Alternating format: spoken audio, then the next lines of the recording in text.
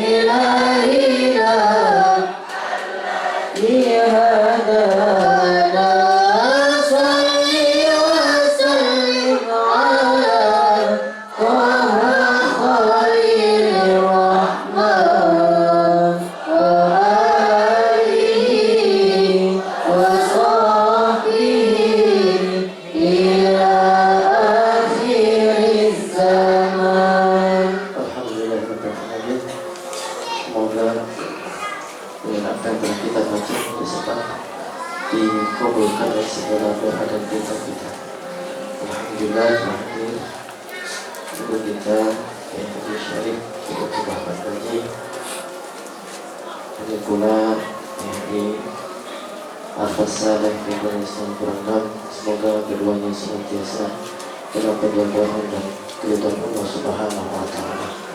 Baik, mari kita dengarkan kajian kitab Sahih Bukhari oleh guru kita Al-Haji pada tempat masyhur.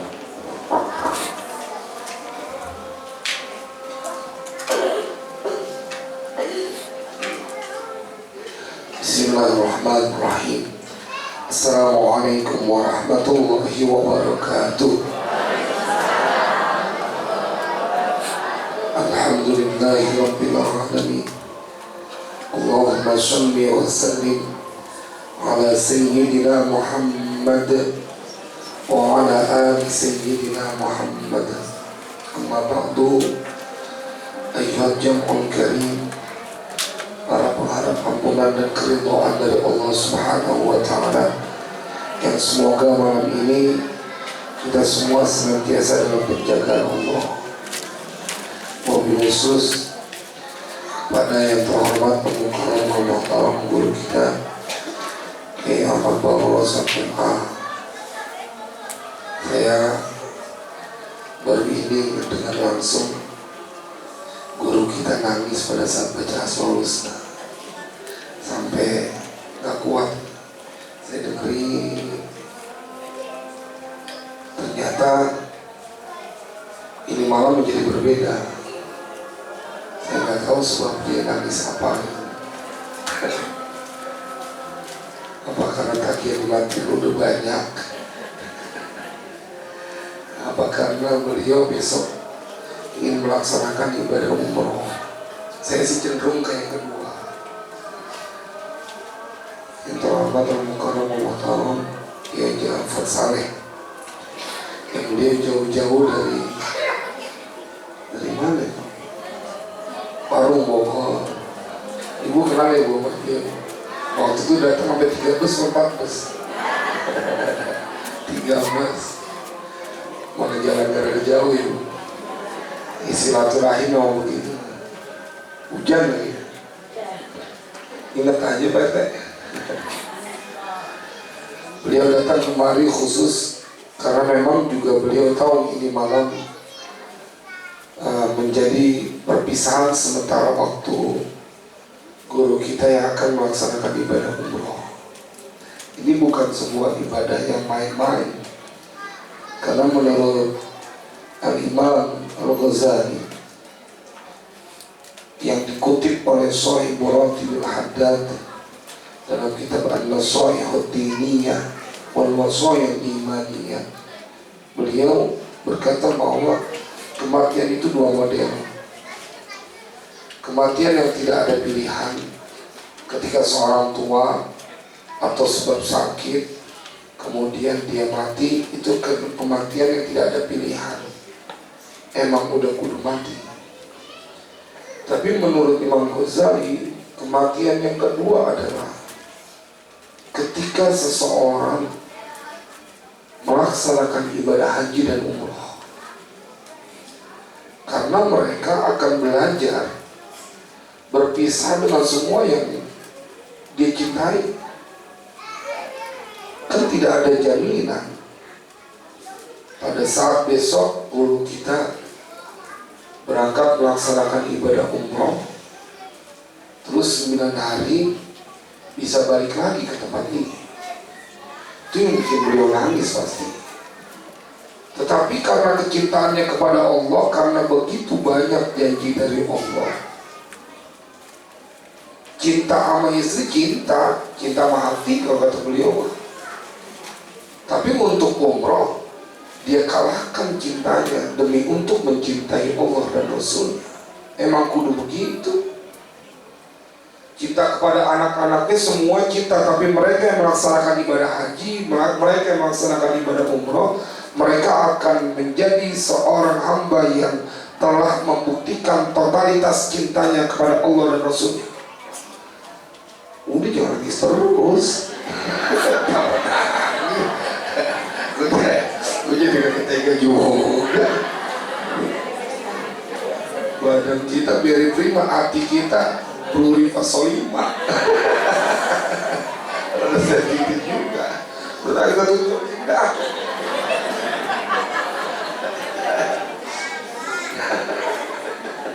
Ya Allah, saya nangis juga setelah itu. Saya mana tadi saya? Udah jangan nangis gitu ya. Kematian di pilihan. Lihat saja ketika mereka meninggalkan pamitan. Makanya ulama-ulama kita mengajarkan tuh, kalau keluar pada saat melaksanakan ibadah haji ataupun ibadah umroh, itu diadain, ya kan? Yang apik begitu kan? Dia diri, kemudian bahkan ada yang ngadain. Belakang cuma beda tempat doang. Di liang landak juga begitu. Pada saat orang udah terbang di liang landak, diadalin tuh. Besok ada yang ngadain. Sampai-sampai disuruh tuh yang namanya walimatus safar, minta maaf kepada orang-orang yang selama dia berinteraksi sebelum melaksanakan ibadah umroh atau haji. Tetapi menariknya jemaah sekalian berbahagia, orang-orang yang melaksanakan ibadah umroh dan haji itu adalah orang-orang yang mempunyai kekuatan doa begitu hebat. Saya setiap kali menyampaikan ceramah walimatus safar, saya sampaikan betapa Umar bin Khattab ketika ingin berpamitan, minta izin kepada Nabi pada saat di kota Madinah untuk melaksanakan ibadah umrah. Kemudian fa'adinali, Nabi memberikan izin kepadaku. Waqala, dan kemudian Nabi bersabda, asyrikni fi du'aik, sertakan namaku dalam doa-doamu.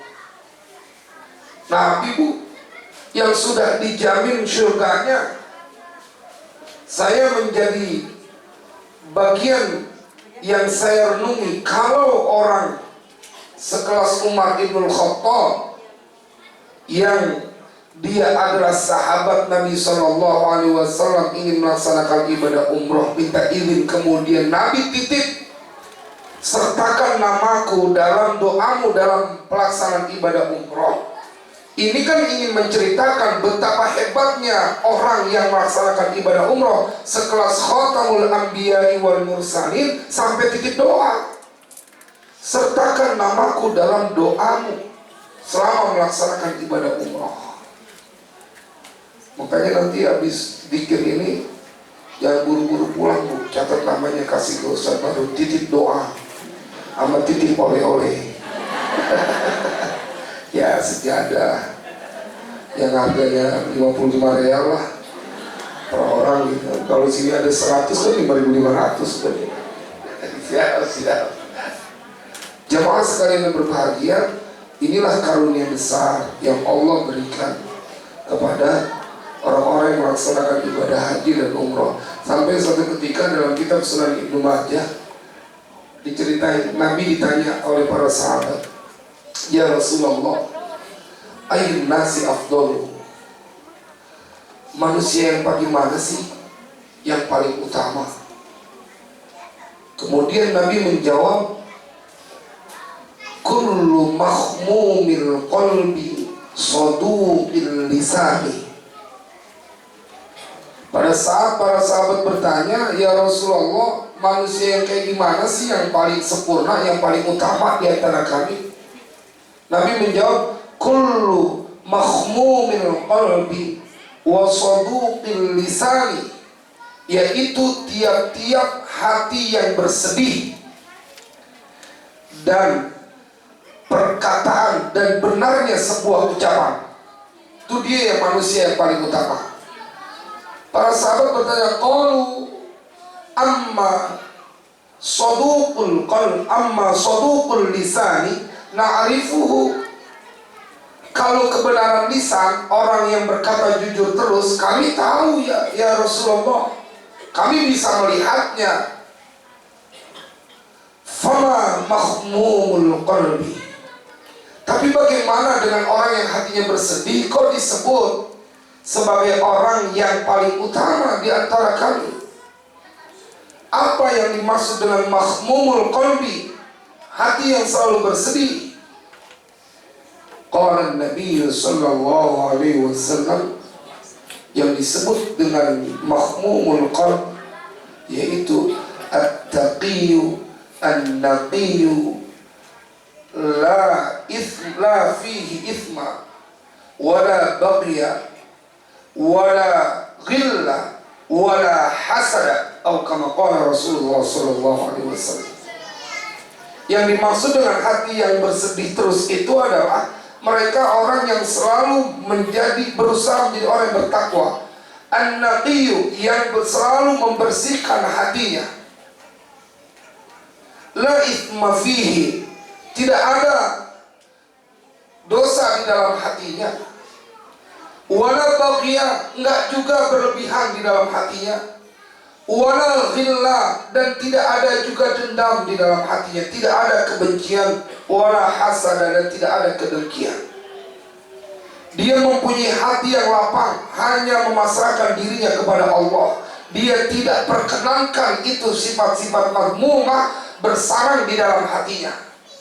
Orang-orang yang ingin melaksanakan ibadah umrah adalah orang-orang yang ingin mensucikan hatinya. Qad aflaha man zakkaha. Ini termasuk kita yang sekarang duduk malam ini bersimpuh. Ini kan atas ketentuan Allah. Sampai-sampai Allah ceritakan di dalam Al-Quran, sekelas Nabi Yuna Muhammad sallallahu alaihi wasallam juga tidak berdaya. Sampai Allah bilang dengan sebuah redaksi, ma kunta tadri mal kitabu walal iman walakin ja'alnahu nuran nahdi bihi man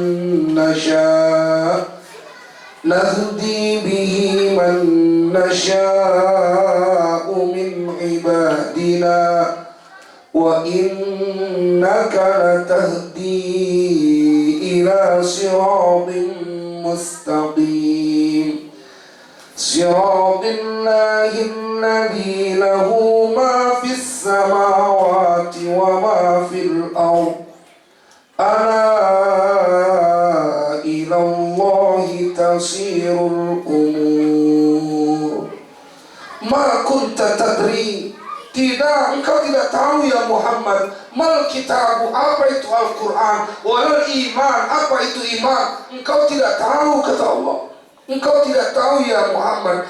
Ma kunta tadri mal kitabu walal iman, walakin, dan akan tetapi, ja'alnahu nura, kami menjadikan Al-Quran itu cahaya, nahdi bihi man nasha'u min ibadina, kami berikan hidayah dengan Al-Quran itu kepada siapa saja yang kami kehendaki dari hamba-hamba kami.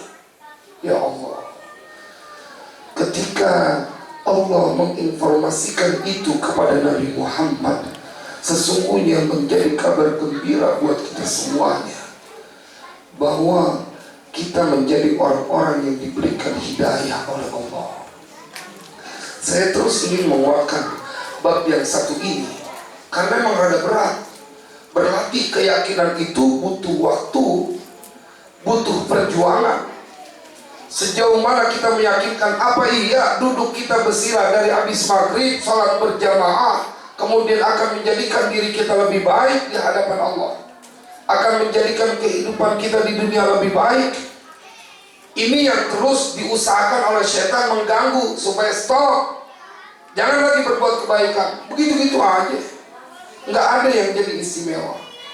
Tetapi orang-orang yang berkeinginan mendapatkan keberkahan, saya tadi bilang pada saat pengajian di Istana 2, yang perlu kita jadikan cita-cita adalah bagaimana kebahagiaan di dunia dan di akhirat itu menjadi bagian dari hak kita. Jemaah sekalian yang berbahagia, kita akan menepati janji. Rabu kemarin saya bercerita bahwa ada orang yang begitu mati-matian berusaha untuk mendapatkan surga, tetapi pada akhirnya dia menjadi orang penghuni neraka. Di dalam kitab Sahih Bukhari, faqala Rasulullah sallallahu alaihi wasallam an Abi Hurairah radhiyallahu anhu qala syahidna ma'a Rasulillah sallallahu alaihi wasallam Khaybar. Dari Abi Hurairah radhiyallahu anhu, kami bersama-sama dengan Rasulullah sallallahu alaihi wasallam dalam perang Khaybar. Faqala Rasulullah sallallahu alaihi wasallam bi rajulin mimman ma'ahu. Maka bersabda Nabi sallallahu alaihi wasallam kepada seorang laki-laki mimman ma'ahu, yang dia bersama dengan Nabi, yadda'il Islam hada, yadda'il Islam, yang dia mengaku agama Islam, hada min ahli nar. Nabi bilang pada saat perang Khaybar,